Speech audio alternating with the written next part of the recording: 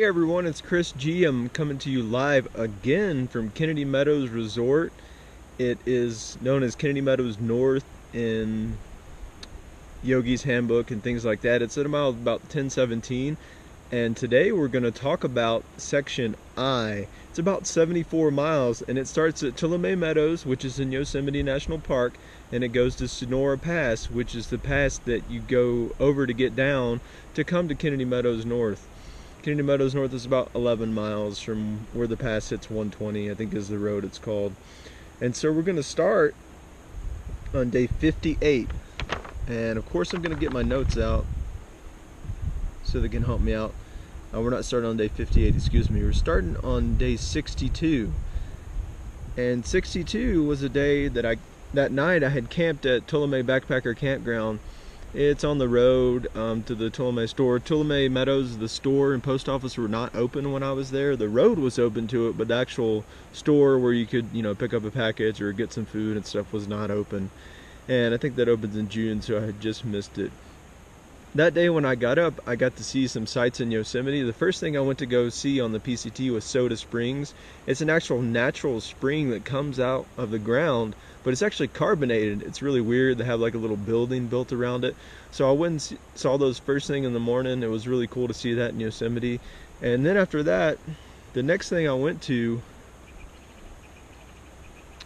was Tuolumne Falls. Tuolumne Falls was like a 50-foot waterfall. I made a little video of it. It was really cool to see the waterfall and stand beside of it.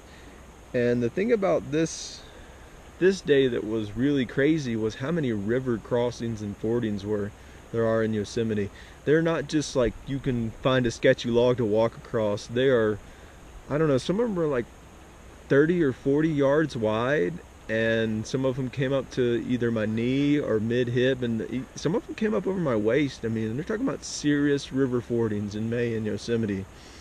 Snow is melting. It's pretty dangerous, so make sure you take either a good path or wait a little while for someone else to come, and so you can make sure you're safe. And day 63 was a day I went on a pass in Yosemite called Benson Pass. The approach trail was pretty clear, and so this slowed me down a little bit because I hadn't been used to walking on real trail. I'd been used to walking through snow, and when there's snow on the south side of a pass, you basically just take the AT approach, which is the fastest way straight up the mountain. When you have this approach trail, you have all these little switchbacks and nooks and crannies, and so it took me a while to get to the top of the pass, but the back side of the pass was covered in snow. And I ended up post-holing until about 8:30, and then I just called it quits and camped there. And that leads us into day 64, which was from mile 980 to 998. And it was also a lot of river crossings. I mean, they said that you were going to cross a lot of rivers in the Sierras, but I just didn't.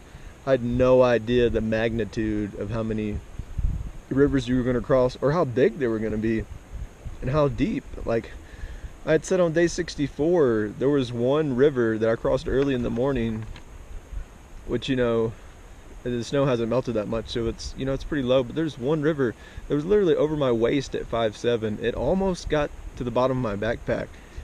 And so it's a little weird to be walking through the river and almost get a bath, but we made it.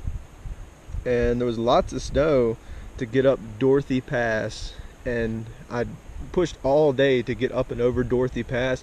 Ended up eating lunch right beside Dorothy Lake, which is right before you go over the pass. Dorothy Pass is the pass that once you get over that, you're out of Yosemite. And I'll just say this about Yosemite.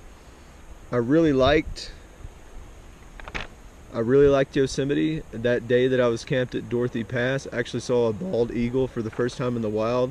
And the views in Yosemite are amazing, but like I had said on another video, I think the video previous to this, the trail just really isn't made to be hiked in May. I came through early. I don't regret my decision of not skipping, but the trail just seems like it would be a lot more fun. You'd see a lot more of the trail if you did a little bit later in the season.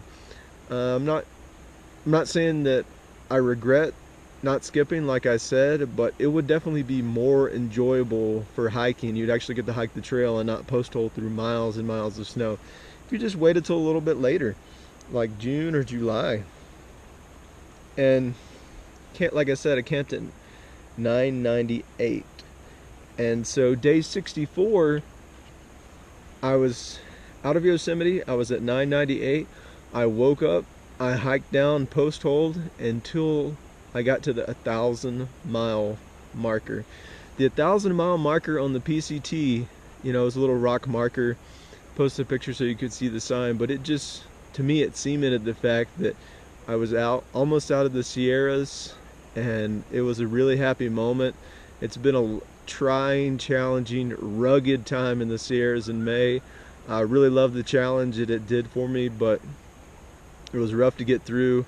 It beat a lot of people up, and this day I got to the 1,000-mile marker, and my plan was to get up and over Sonora Pass, which is a pretty famous pass. And the reason it's famous because after that pass you get to send your bear cancer home, which every PCT hiker wants to do after 300 miles of lugging that thing around. But I hiked about until mile 1,008, and then you get to one of my favorite parts of the entire trail so far. It's called the Ridgeline Trail, and it goes from 1,008 to where the road to Kennedy Meadows North is, which is about 1017.